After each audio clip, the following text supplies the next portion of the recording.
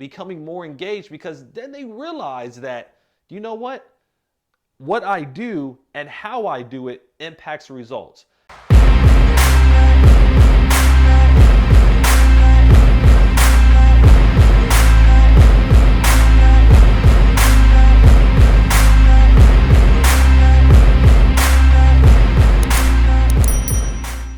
Hey everybody, Michael Laidler here, professional speaker, and we're back for part 2 of our Team Mindfulness series.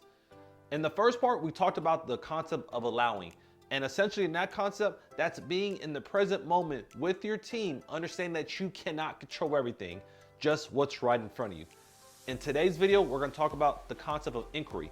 What that essentially means is you're going to be curious at a lot of levels. Now, before we get into that part, I want to make sure you know you can hit that like, subscribe, and notification button to ensure you get the rest of this series and to look back at the other one if needed. Let's jump on in.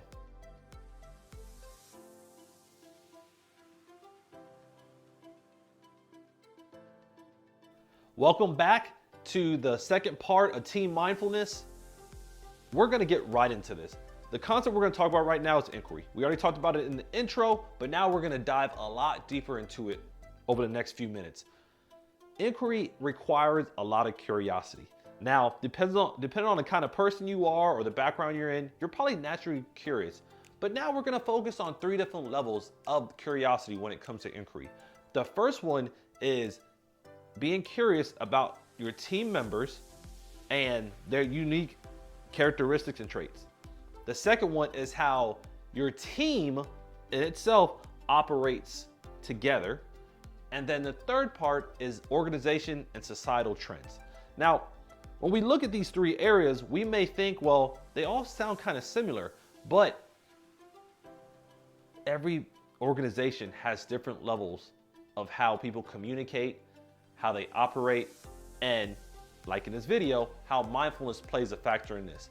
A lot of times when we're in meetings or we're in some type of conversation as a group, we're always thinking about what is going on as far as results or data. But what we need to also look at is how we got there. How are the team members playing a factor in the results?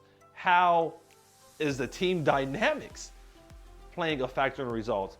And then how does the organization and society structure itself to impact the results?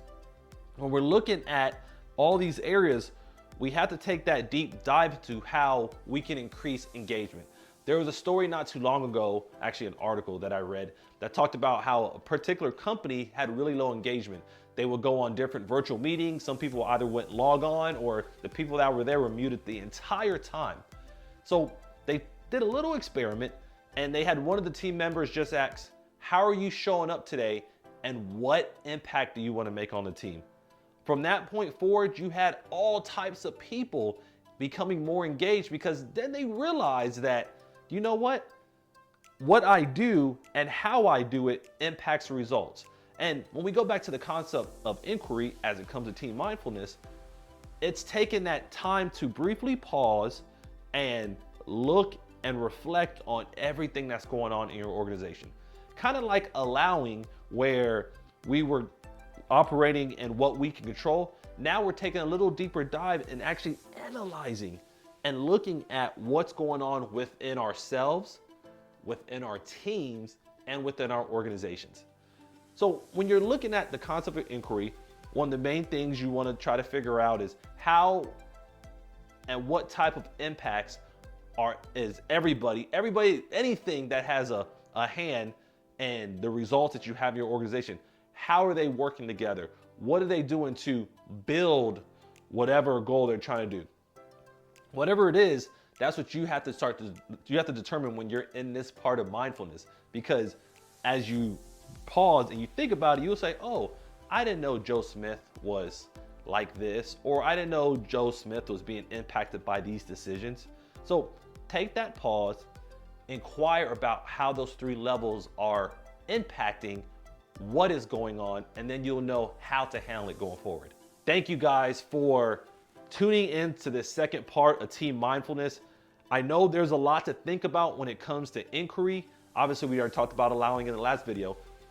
But as you pause and you start to think about how all these things play a factor, what you're gonna realize is that the benefit of team mindfulness is taking the time to see how to build that strong culture.